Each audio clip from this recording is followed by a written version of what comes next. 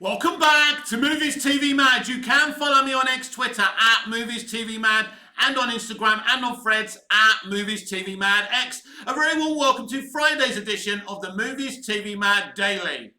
Why I believe that Smallville is the greatest live action adaptation of the Superman character ever made, ever told. Smallville was created by Alfred Gough and Miles Miller.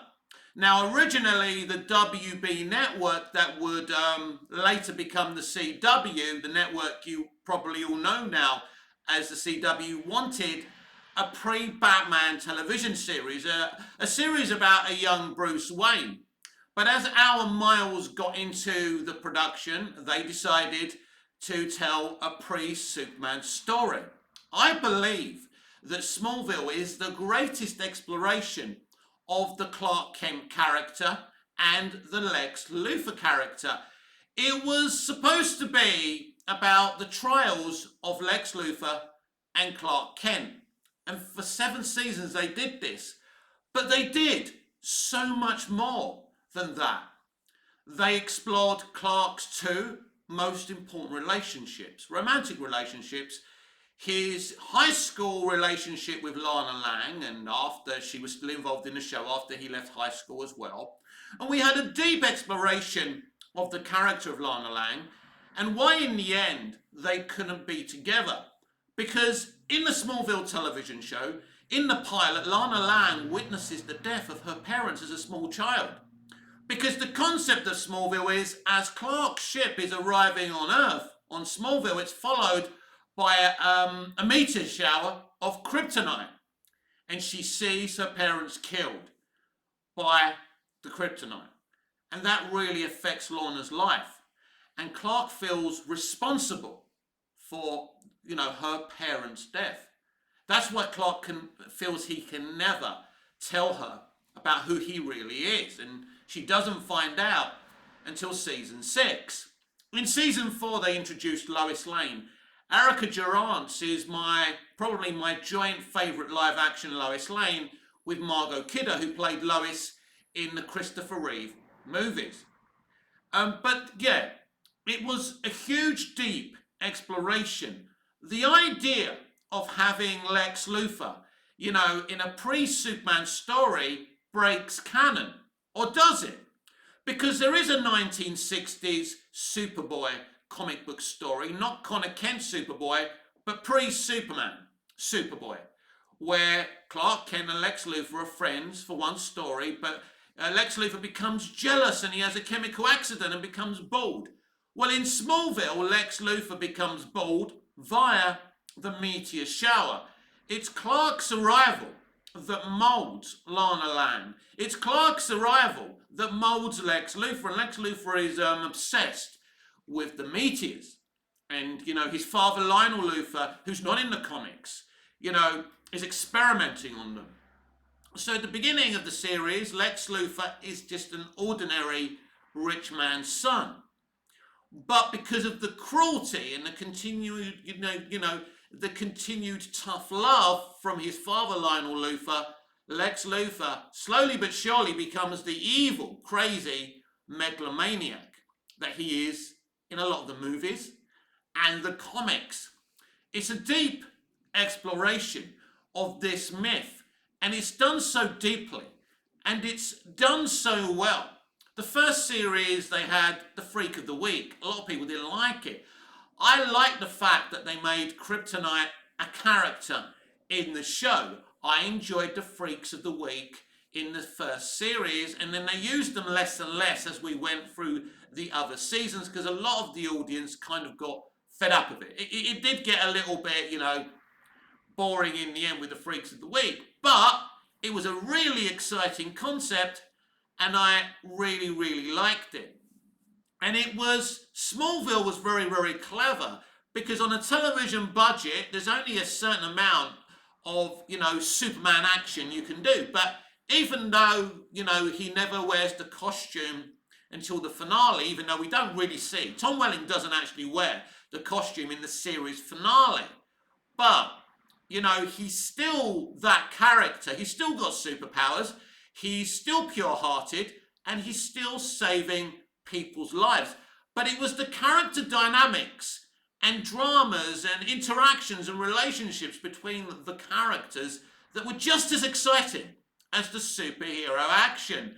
Clark's dynamic with Jonathan Kent and Martha, Clark's dynamic with Lionel Luthor, Chloe, an original character that they used in the show because DC wouldn't allow them to use Lois Lane from the first series. So basically they create a character who's kind of like what a young Lois Lane would be. Ultimately on the show, Lois Lane would end up being Chloe Sullivan's cousin. But in the early days of Smallville, they didn't use other DC characters. There wasn't like, you know, the other characters from the comics or the Justice League that they used later on. Smallville earned the right later on to become a superhero show. As they killed off Jonathan Kent in Series 5, it became a much more darker series in the second half of Series 5. And as we went on, they introduced DC hero after DC hero. In Series 6, Justin Hartley was introduced as Oliver Queen, the Green Arrow. Episode 4 of Series 6 saw an episode titled Arrow before, you know, Stephen Amell's Arrow TV show was even thought of. Without Arrow, Green Arrow on Smallville, then there would never have been an Arrow TV show. And in the first half of Series 6, you get a lot of Green Arrow. And Oliver Queen doesn't, you know, get why Clark's hiding out in Smallville. Why isn't he Metropolis? Why isn't he being a hero? And because they weren't allowed to use Batman, they used Green Arrow instead. Smallville was a very, very interesting, strange show. It's certainly, if you don't agree, it's the best adaptation, live-action adaptation of the Superman character. You've at least got to concede that it's the greatest comic book adapted television series and certainly the best Superman series ever made. It's the depth of character. It's the exploration of Lex Luthor. Michael Rosenbaum's Lex Luthor was outstanding. As great as he was as this, you know, kind of not evil Lex in the early seasons, he was even more amazing as the evil megalomaniac Lex Luthor as we went from, you know, the end of season 4, 5, he became a bit more like the Lex Luthor we know and love. Season 6 was Our Miles, the showrunners, creators of the show, called it The Rise of Lex Luthor, and he was really villainous in that season. Smallville kind of brought in these really good young writers. Now, I don't know if Our Miles were actually Superman fans, but they certainly did their research because they understood who Clark Kent at his core is. And who is Lex Luthor? And what is this relationship between Lex Luthor and Superman? And they understood it. They understood who Lex Luthor is. Now, in Smallville, even though Lex Luthor becomes more villainous as the show gets older and it goes on in seasons, he never hates Clark Kent and he never wants to kill Clark Kent. Now, in his final episode, Michael Rosenbaum's Lex Luthor discovers that there's a Kryptonian orb that can control the Traveler, who is Clark. And Lex doesn't know for sure that Clark's the Traveler at this point. Because before Clark arrives on Earth in, you know, the Smallville canon, there's a group of people. Virgil Swan, aka Sir Christopher Reeve, I call him Sir, he's not officially a Sir, of course. Sir Christopher Reeve plays a disabled astronomer. And then there's the Queens and the Luthors, and they've got this group, and they know the Traveller is coming. But then Luthor, Lionel Luthor, murders the rest of these members of the group so he can have the Traveller, Clark Kent, for himself. So eventually in Series 7, Lex Luthor's final season, he finds out that Clark's the Traveller. They're in the Fortress of Solitude. We'll get to the Fortress of Solitude and its existence on the show. But basically, he uses the orb in the fortress. It falls down with Clark and Lex Luthor in it. And instead of the Lex Luthor that absolutely despises this character, because they were friends once on the show, he cradles Clark as he falls to the ground, pretty much disabled because of the orb, and he says this to him: I love you like a brother, Clark, but it has to end this way. That's amazing, because in Smallville's canon, Lex Luthor loves Clark Kent like a brother. He believes that this traveller, this alien Clark Kent, who was once his friend, is a threat to humanity and the Earth.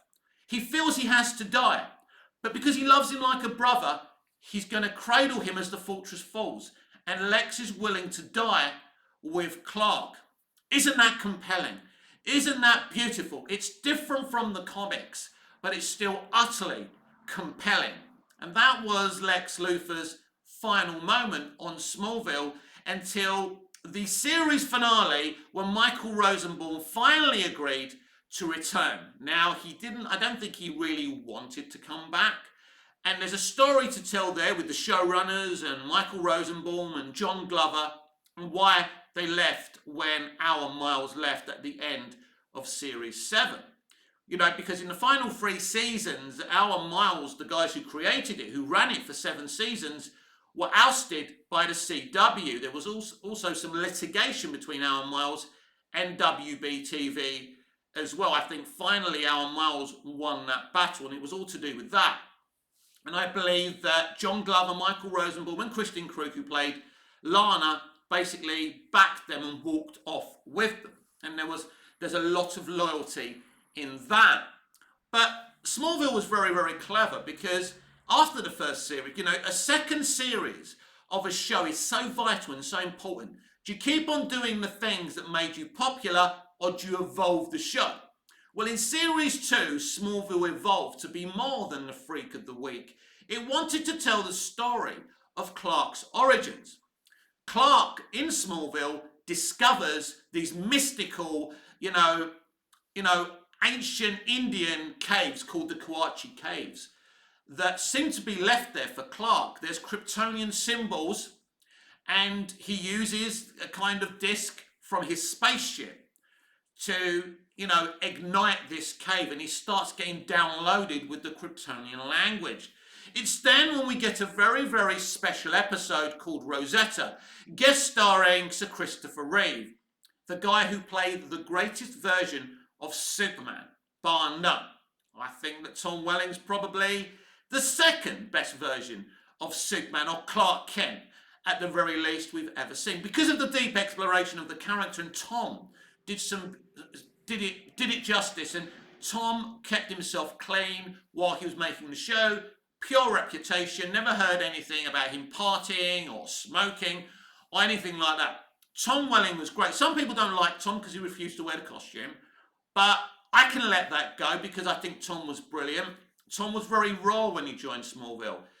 Wasn't the best of actors, very inexperienced, but he learned to be a great actor on Smallville. He later would direct many, many episodes of Smallville, including the groundbreaking episode in Series 9, Absolute Justice, written by comic book icon, like it or not, Jeff Johns.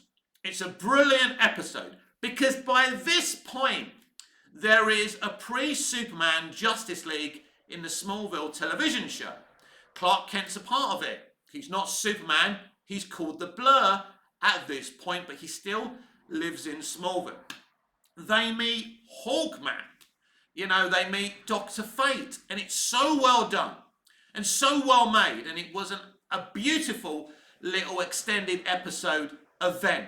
Smallville earned the right to get to that episode via their human stories they had in the early seasons. They slowly built up this show, and they allowed the characters to breathe, to be developed, and they earned the right to have a Green Arrow, to have a Hawkman, to have a Dr. Fate, to have a Granny Goodness, to have a Connor Kent feature on the show. These days you couldn't do that because the audience don't have the focus to be patient. They want to see everything now. Even back then, people were complaining, why isn't he wearing the costume by now? I never had this issue because I understood that this was a pre-Superman television show. So it's fine that he doesn't wear the costume until the series finale. In fact, even though he doesn't wear the costume in the series finale, it's still done quite tastefully. There's a beautiful moment in The Fortress of Solitude where Jor-El has been holding the Superman costume that Martha Kent made. Because Martha Kent in the comics makes the costume through the blanket that comes with Clark in his spaceship from Krypton, and that's why it's bulletproof and it never tears or anything, right?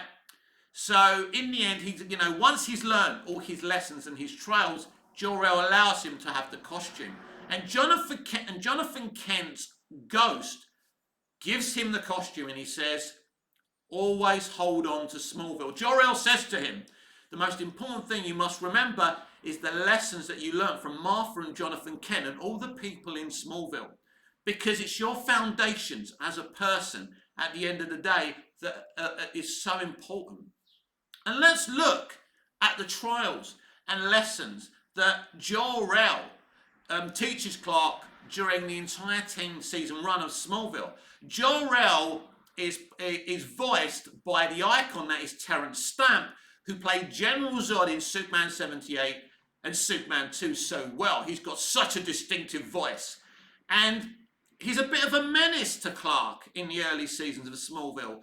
You know, when he opens the ship and reads the Kryptonian text, it says that he needs to conquer Earth. And they're a weak race, and you need to conquer them, and you need to lead them, and you need to conquer the Earth. Of course, Jor-El doesn't want him to conquer the Earth. It's a trial. It's a test. Everything he does to Clark, as mean as it seems, is a test to see what he does. If he just says, "Yeah, I'm just going to conquer these fuckers," then he fails the test. Do you understand? And it's brilliant. So Jor-El is this threat, but really he's not. He's giving, Clark Kent the tough love that Lionel Luthor is doing. The difference between Lionel Luthor and Jor-El in Smallville: Lionel Luthor wants his son to be ruthless and as vicious as he is. Don't forget, in Smallville, Lionel Luthor, it was revealed, murdered his parents in a tenement fire to inherit their money and build his own business up. He hated his parents. They weren't very nice to him. What does he do? He's not very nice to his son. Lionel Luthor loves Lex Luthor, but he doesn't show it in the right way. He tells him in a flashback, in an episode called Memoria, a wonderful episode where it's revealed that before she died, Lillian Luthor, Lex Luthor's mother, smothers her baby child, Julian, to death because he didn't want Lex and Julian to become Lionel Luthor's, Cain and Abel fantasy, which is what he's trying to manipulate through Clark and Lex's relationship as well. So she murders her own child. She smothers him with a pillow, and we see it, and it's devastating. But anyway, in this flashback, Lionel says to him, here's a box your mother's given you. It's made of lead, because don't forget, we know that Clark can't see through lead. And he says, take all your fears and your anxieties, put them in this box and shut them away. That's the worst thing you can teach anyone, especially a child. You've got to deal with your anxieties. You can't just hide them. You can't keep them in. You can't hide them. It's bad for you. And this is why Lex Luthor partially becomes the maniac he becomes. Now, in the early seasons, they didn't want a Fortress of Solitude. This is why they gave us the Kawachi Cave, which I spoke about earlier. In season 4, Clark would have to chase these mystical Kryptonian crystals. Along, chasing them were Lana Lang, who was connected through them via, her ancestor, a villain played by Jane Seymour, and the guy playing her son, Jensen Ackles, who would be in Supernatural after Smallville. And Clark puts these crystals together. He goes to the North Pole. He throws it at the end of the season, and it freezes, to be continued. But anyone who knows anything about Superman knows that the Fortress of Solitude is going to rise. Yeah, our miles were going there. They were finally going to give us a Fortress of Solitude. The season 5 premiere is epic. It's outstanding. It's like a Superman movie. Via CGI, we see the fortress rise stunningly. Clark goes in there, and it plays a little bit of John Williams music, as it does in the Christopher Reeve episode Rosetta. And Jor-El says to him, one part of your life is over. A new chapter is just beginning. Welcome home, my son. Meanwhile, Clark has to face this mysterious black ship that's arrived. The black ship is actually Brainiac. So we get the Fortress of Solitude, and that becomes a bit of a base for kind of a lot of stuff that happens in Smallville from season 5 onwards. So Brainiac is introduced to Smallville, achievement after achievement. This isn't the Brainiac we know from the comics. He's not the green creature. He looks like a human being, and he's played by Buffy the Vampire Slayer's James Masters beautifully. He can change his form. He can look like anything or anyone. He's part of this mysterious black ship. It's not a skull ship, but he's still Brainiac. He's just not a collector. And he disguises himself as a professor of history at the university Clark begins to attend. So he calls himself Milton Fine. And he starts manipulating Clark and telling Clark that Jor-El was a bad person and that Zod was the hero of the people. What Brainiac wants to do is release General Zod from the Phantom Zone, and he needs Clark to do it. When Clark refuses in the first part of the series, he then goes to his plan B of manipulating Lex Luthor by creating all these viruses and bringing the worst viruses in the world to the United States. He creates this thing, he injects Lex, and then Zod's released, and he goes into Lex's body. And so then Lex Luthor becomes General Zod for an episode. So it just shows you that they create a great Brainiac that's as clever as the Brainiac is in the comics, but kind of different. And obviously, when you're making a low-budgeted TV series, you can't have a huge skull ship. Yeah, you can't make him look as, as canonical as you would want. And I know in the Krypton TV series, there was a more canonical Brainiac, but I think the Krypton series had a higher budget than Smallville did, for sure. And the Brainiac there was brilliant, but I think Smallville gave us a great Brainiac. And, and then in season 8, we got Doomsday, which was very, very exciting for all the fans, of course. Although introducing, Doomsday in a pre-Superman story, I wasn't too sure about it, but they did it differently. They brought in Sam Witwer to play this dual identity of Doomsday. So he looked like a human being, but a bit like the Hulk, he would turn into the creature Doomsday. And, this guy would end up being General Zod's son. So it was all very, very interesting. And even though the fight between Doomsday and Clark in the season 8, finale was very short and people complained about that, I got it. Because at the end of the day, this isn't the time when Clark fights Doomsday, it's when he becomes Superman. So he fights him and he goes under, he traps him underground and all of that. It's a great episode as, he and his pre-Superman Justice League argue about how to deal with Davis Bloom. And it's about the no-kill policy that Clark has, that Superman's always had. In fact, there's a brilliant episode called Legion, where Brainiac has infected Chloe Sullivan, Clark's friend. So basically, Chloe has been taken over by Brainiac. So the Legion from the future, using the Legion ring, have come back in time. And they're trying to persuade Clark to murder Chloe.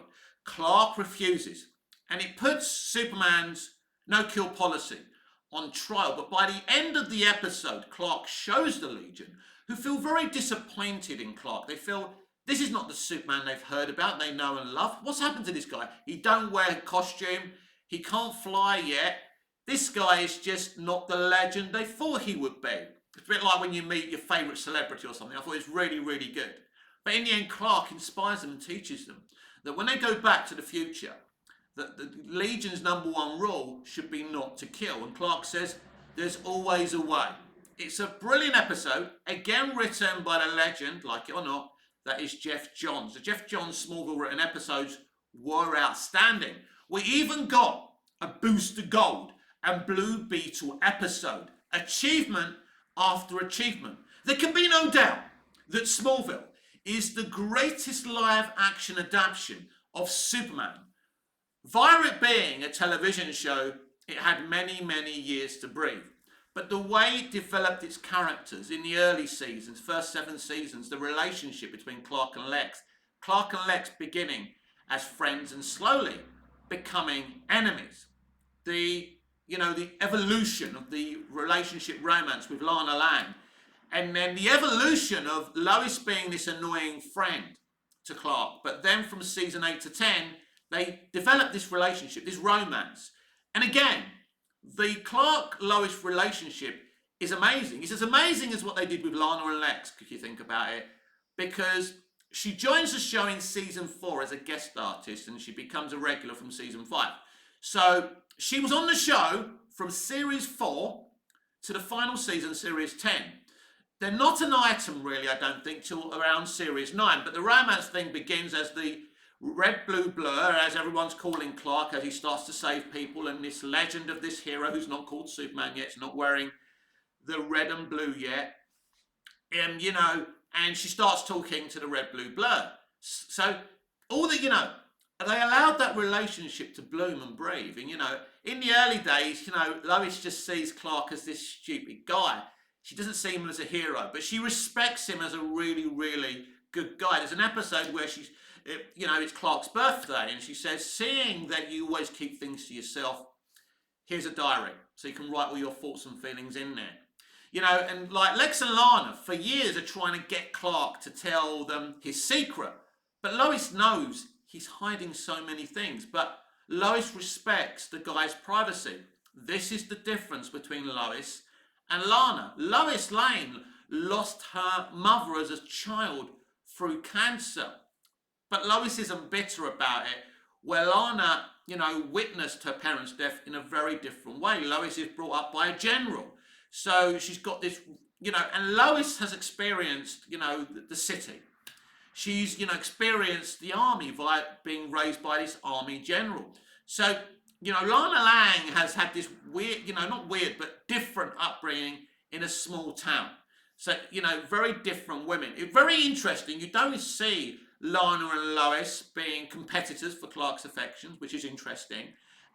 You don't see them share a lot of scenery together, a lot of scenes together either. So it was very, very interesting. But I do think the exploration of the important relationships that Clark and Superman has had in other media, in the comics, is done so well. First of all, I mean, we haven't really even touched on his wonderful relationship with his adopted father, Jonathan Kent, who's always teaching him wonderful lessons. You know, quitting is a hard habit to break, son.